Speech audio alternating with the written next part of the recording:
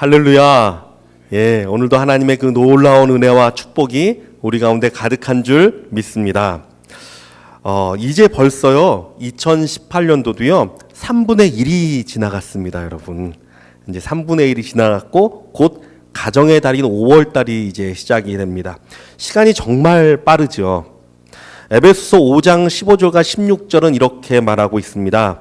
그런즉 너희가 어떻게 행할지를 자세히 주의하여 지혜 없는 자 같이 하지 말고 오직 지혜 있는 자 같이 하여 세월을 아끼라 때가 악하니라 라고 성경은 말하고 있습니다. 사랑하는 성도 여러분, 지혜 있는 자 같이 세월을 아끼는 자들 되시기를 주님의 이름으로 축원합니다. 이제 2018년도도요 3분의 2만 남았죠. 무의미한 세월 보내지 마십시오, 여러분. 지혜롭게 남은 시간을 채워서 올해는 정말 변화가 일어나는 가정, 정말 놀라운 은혜를 맛보는 우리 모두가 되기를 주님의 이름으로 축원합니다. 이사야서 50장 말씀을 우리가 지금 보고 있습니다. 우리 50장의 말씀은요, 원망과 분노가 가득 찬 이스라엘의 자녀 세대, 이스라엘의 자녀 세대를 향해서 하나님이 말씀하시는 내용이 50장에 쭉 나오는 내용입니다. 우리가 큐티를 쭉 하면서 묵상해온 분들은 이 흐름을 좀 더 아실 수 있을 것입니다. 특별히 50장 후반부에 가서는 오실 예수님께서 어떤 희생과 어떤 희생으로 그들 가운데 나아갈 것인지를 나타내고 있습니다. 저는 이 말씀을 묵상하면서 우리의 자녀 세대를 좀 생각하게 되었습니다. 여러분, 이 땅에 와서 이민자로 살아가는 우리의 2세, 3세의 마음속에도요, 아까 말씀드린 것처럼 이스라엘처럼요, 그 마음속에 원망과 분노가 찰 수 있습니다. 혹시 그렇지 않은지 우리가 살펴봐야 합니다. 또한 그들을 위해 우리는 어떻게 나아가야 할지 우리 말씀을 보고 깨닫는 시간 되기를 원합니다.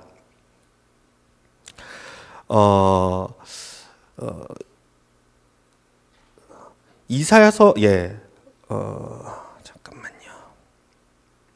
이사야서 50장 1절에 나타난 이 자녀들의 원망은 특별합니다. 좀 특이합니다.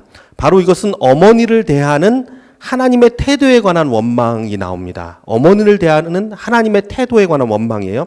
이들은 하나님께서 어머니를 버렸다라고 생각을 합니다. 마치 남편이 자기 아내를 내쫓아내듯이 하나님만 바라보고 소망하던 부모의 세대를 하나님이 내팽개쳤다라고 생각하는 것입니다. 자, 여기에 대해서 하나님은 말씀하십니다. 우리 같이 이사야서 50장 1절 말씀 좀 같이 읽어볼까요? 이사야 50장 1절 말씀입니다. 시작. 나 여호와가 이같이 말하노라. 내가 너희의 어미를 내보낸 이혼 증서가 어디 있느냐? 내가 어느 체주에게 너희를 팔았느냐? 보라, 너희는 너희의 죄악으로 말미암아 팔렸고 너희의 어미는 너희의 배역함으로 말미암아 내보냄을 받았느니라. 하나님의 대답은 뭐죠? 아니다라고 말씀하시는 겁니다.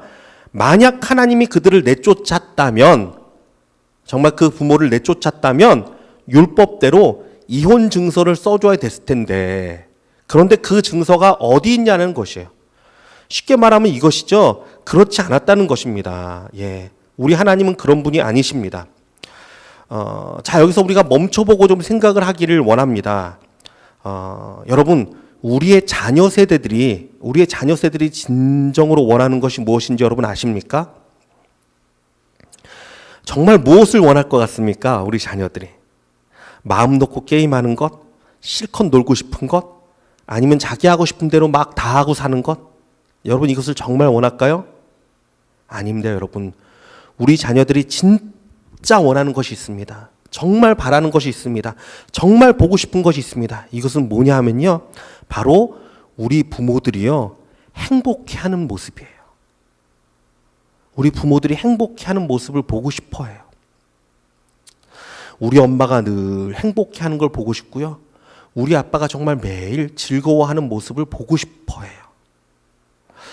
몇 년 전에 크리스마스를 맞아서 미국의 한 방송사에서 한 가지 재밌는 실험을 한 그 영상이 하나 있습니다.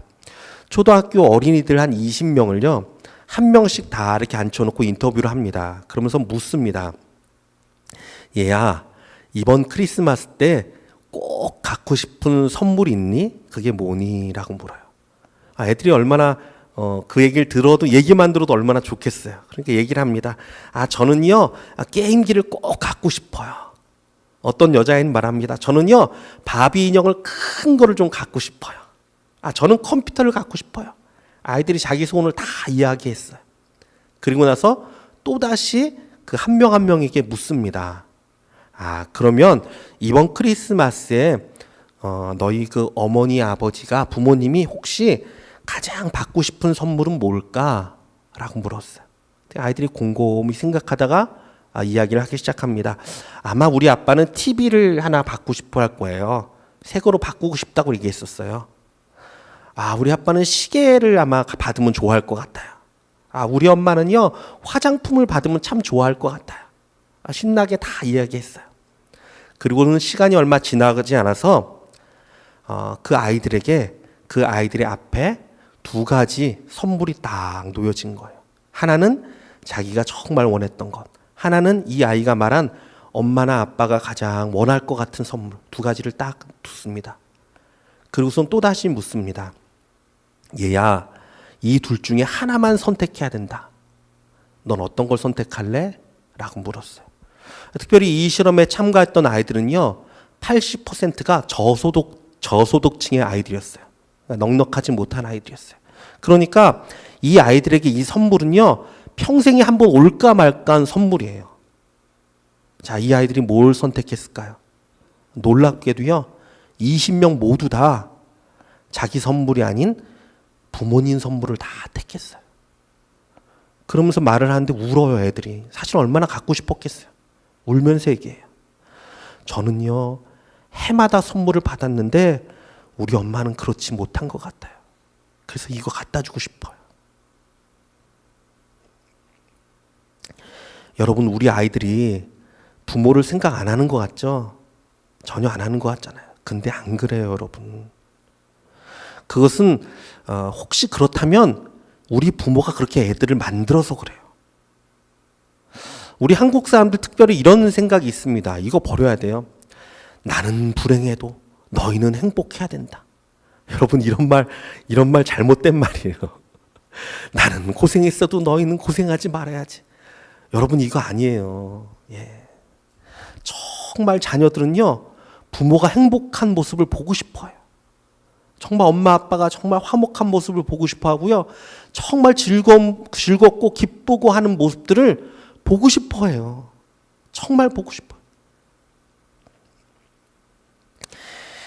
자녀들은요, 늘 엄마 아빠를 주목해 봅니다. 안 보는 것 같아도요, 계속 봐요. 왜 그렇습니까? 특별히 어린 자녀일수록 더하죠. 왜 그렇습니까? 그들에게 있어서 엄마 아빠는 전부입니다.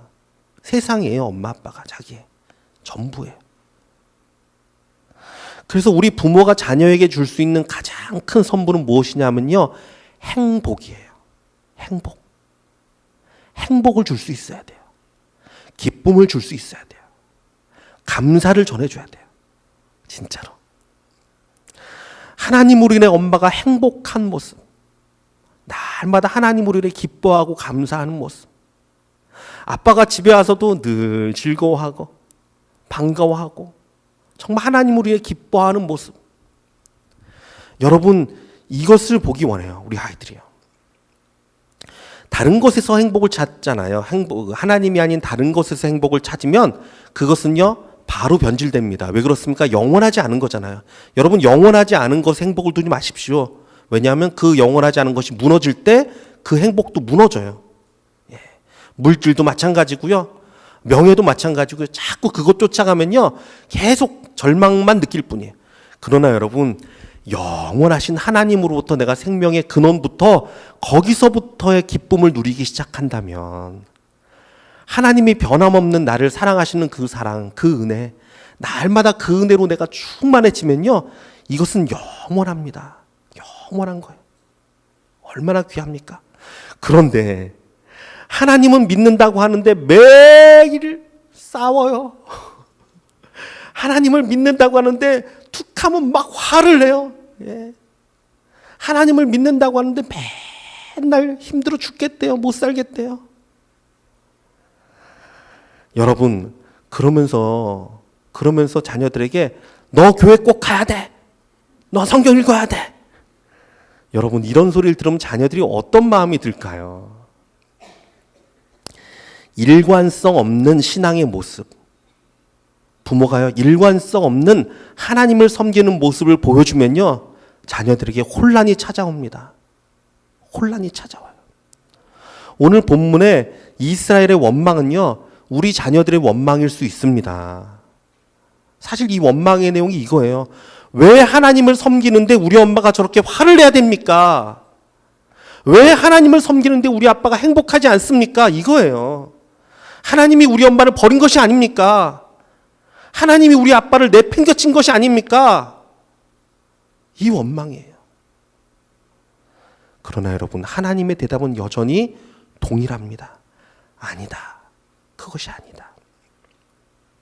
이 모든 일의 이유, 원인은요, 하나님을 온전히 섬기고 온전히 바라보지 못하는 우리의 죄, 이것 때문이에요. 하나님을 기쁨의 근원으로 삼지 않고 다른 것으로 기쁨을 삼아가는 우리의 죄 때문입니다. 여러분, 하나님은요, 언제나 우리에게 복을 주시고 은혜 베풀기 원하시는 하나님이십니다. 예, 그러신 분이에요. 특별히 하나님은 은혜 베풀기 원하시죠. 그래서 특별히 하나님은요, 원망하는 자녀의 세대에 대해서도 이렇게 말씀하십니다. 우리 2절 말씀 같이 읽어볼까요? 원망하는 자녀의 세대에 대해서도 말씀하십니다. 2절입니다. 시작. 내가 왔어도 사람이 없었으며 내가 불러도 대답하는 자가 없었음은 어찌 됨이냐. 내 손이 어찌 짧아 구속하지 못하겠느냐. 내게 어찌 건질 능력이 없겠느냐. 보라, 내가 꾸짖어 바다를 마르게 하며 강들을 사막이 되게 하며 물이 없어졌으므로 그 고기들이 악취를 내며 갈아여 죽으리라.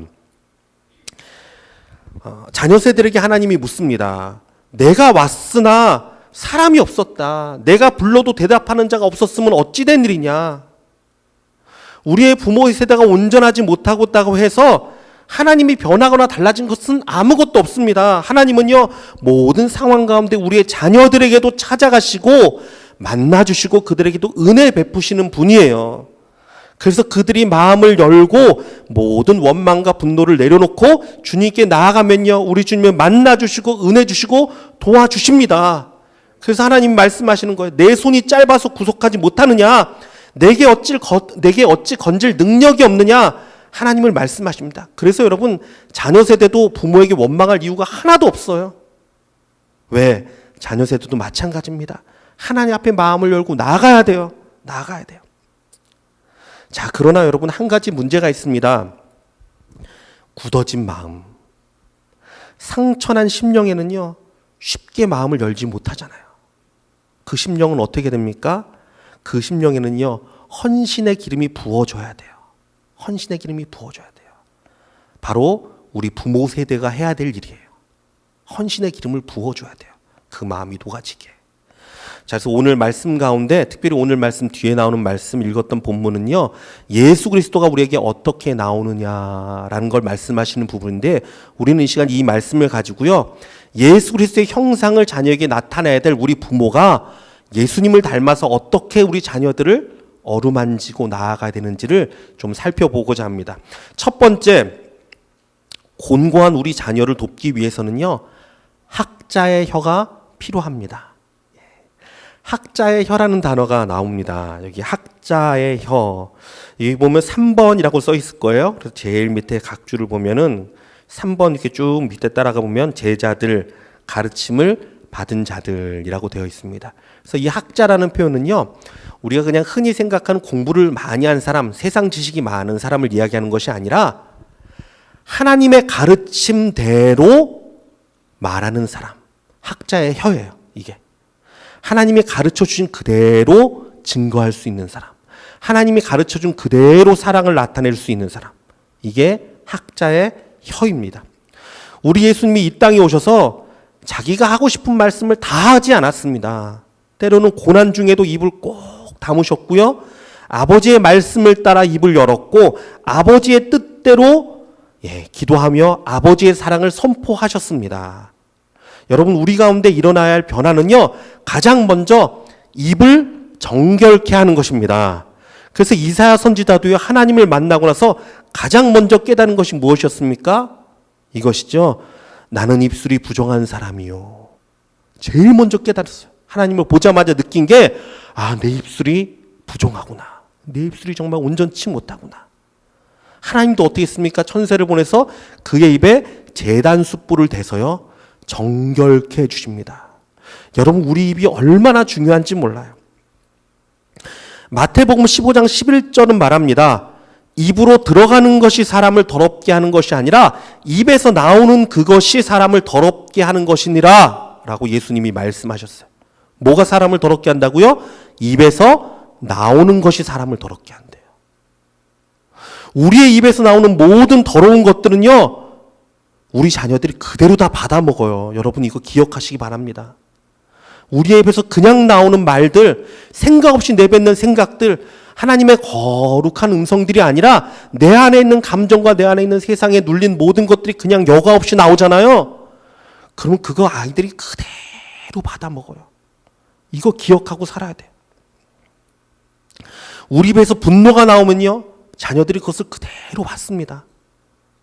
우리 입에서요, 원망과 한탄이 나오면요, 그것도 그대로 전달돼요.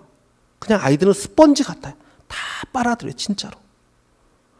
그러기에 우리에게 필요한 것이 뭔지 아십니까? 학자의 혀예요. 학자의 혀. 배운 자의 혀로서 말해야 돼요. 사랑에는 지혜가 필요합니다, 여러분. 지혜 없는 사랑은 잘못된 거예요. 지혜가 필요해요. 무엇보다 여러분, 내 자신을 지킬 수 있는 지혜가 필요한 줄 믿으시기 바랍니다. 내 자신을 지켜야 돼요. 여러분, 상황에 끌려다니거나 감정에 끌려다니는 우리의 말과 행동이요, 고스란히 우리 자녀의 가슴에 상처를 남깁니다. 모든 사망의 영향력으로부터요, 내 자신을 지켜야 돼요. 내가 감당하기 힘든 게 있으면요, 그것을 하나님께 잠시 맡기고, 하나님께 맡기고 잠시 피하는 지혜도 필요합니다, 여러분. 그렇잖아요. 하나님께 맡기라 그랬잖아요, 우리 주님이. 모든 무거운 짐들 내게 다 내놓으라 말씀하셨잖아요. 그러니까 내가 감당할 수 없는 건요, 주님께 맡겨야 돼요. 주님, 맡아주세요. 그리고 어떡합니까? 나는 주님의 그 은혜와 기쁨 가운데, 감사 가운데 거해야 돼요. 이것이 지혜예요. 그것이 근심에 이르는 사람의 일은 마찬가지입니다. 주께 맡겨야 돼요. 내게 영향을 주고 내가 변화를 시키지 못하는 상황이라면 주께 맡기고 내가 피해야 되는 거예요. 그래야 내가 살고요, 그래야 우리 가정이 살아요. 우리 자녀들이 살아요. 전서 5장 10절에서 18절은 이렇게 말합니다. 우리 잘 아는 말씀이에요. 항상 기뻐하라. 쉬지 말고 기도하라. 범사에 감사하라. 이는 그리스도 예수 안에서 너희를 향한 하나님의 뜻이니라. 아멘. 자, 하나님의 뜻이 뭐라고요? 저와 여러분을 향한 하나님의 뜻이 있습니다. 우리는요, 하나님의 뜻을 이루어야 돼요. 그렇죠? 하나님이 우리를 향한 뜻이 있어요. 그 뜻대로 살아야 돼요. 이것이 뭐라고요? 항상 기뻐하라. 쉬지 말고 기도하라. 범사에 감사하라. 여러분, 특별히 쉬지 말고 기도하라는 게 가운데 있지 않습니까? 무엇이죠? 이 기도 하나님께 올려놓으라는 거예요. 그 기도로 인해서, 맡겨놓음으로 인해서 어떻습니까?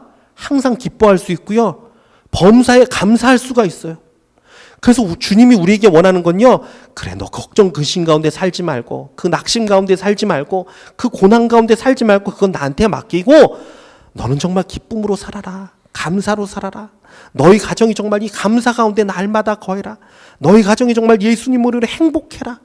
이것이 하나님의 뜻이에요, 여러분. 이걸 믿으시는 저와 여러분 되기 원합니다.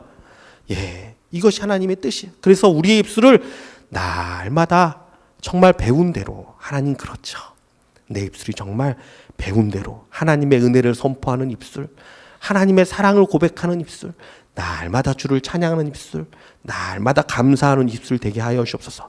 이렇게 고백하고 나아가는 저와 여러분 되기를 원합니다. 이런 가정이 되기를 원합니다.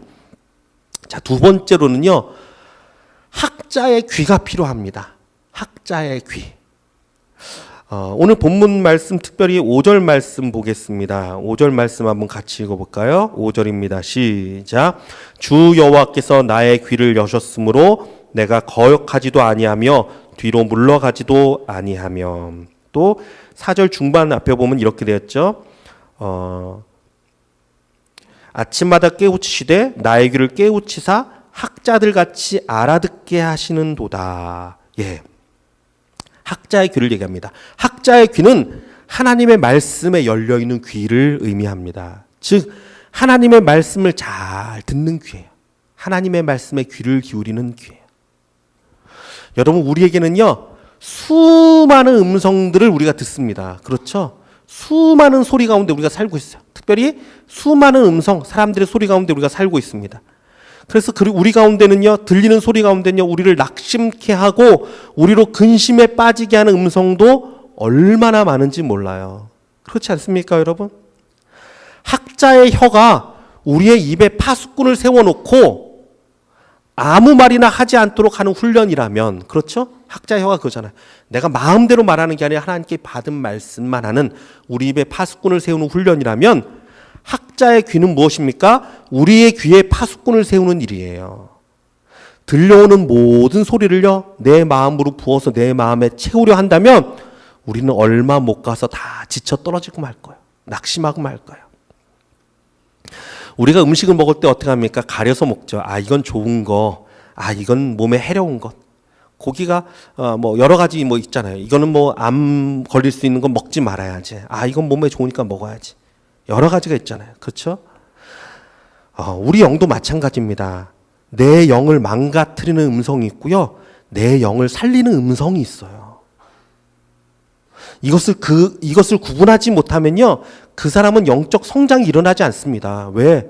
조금 올라가려 그러면 또다시 낙심의 소리 듣고 콱 주저앉고 콱 주저앉고 콱 주저앉고 성장이 못 일어나요.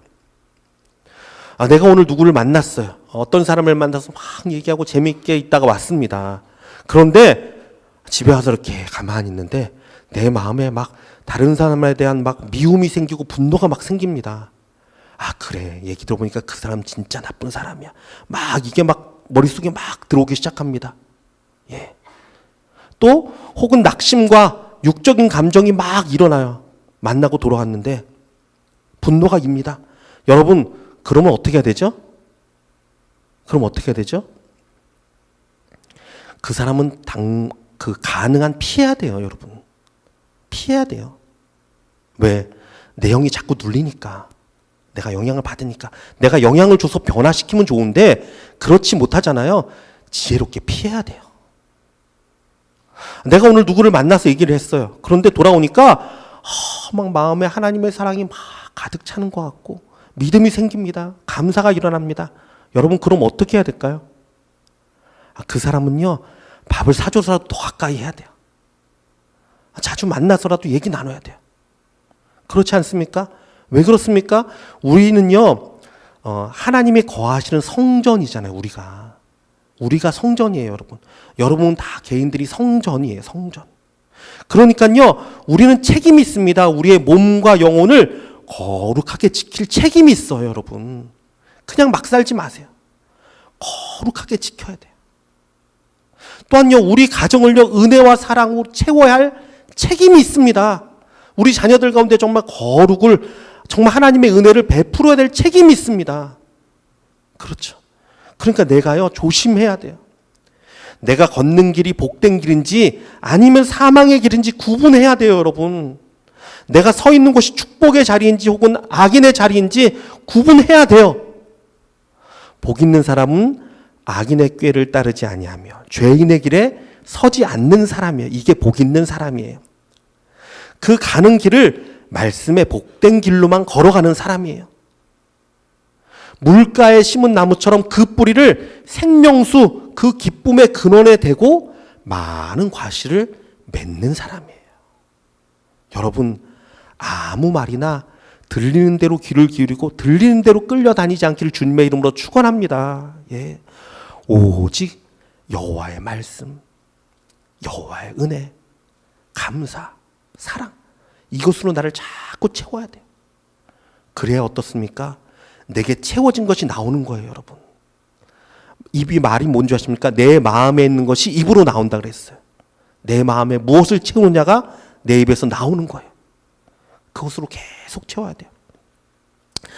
하나님의 말씀에 대한 확신, 하나님의 위로의 음성, 하나님의 격려, 이것을 우리가 듣지 못하잖아요. 그러면 포기합니다. 학자의 귀는요, 하나님의 위로로 말미암아 모든 것을 이기고 끝까지 승리케 하는 능력이십니다. 그래서 오늘 본문을 보면은 이런 말씀이 있습니다.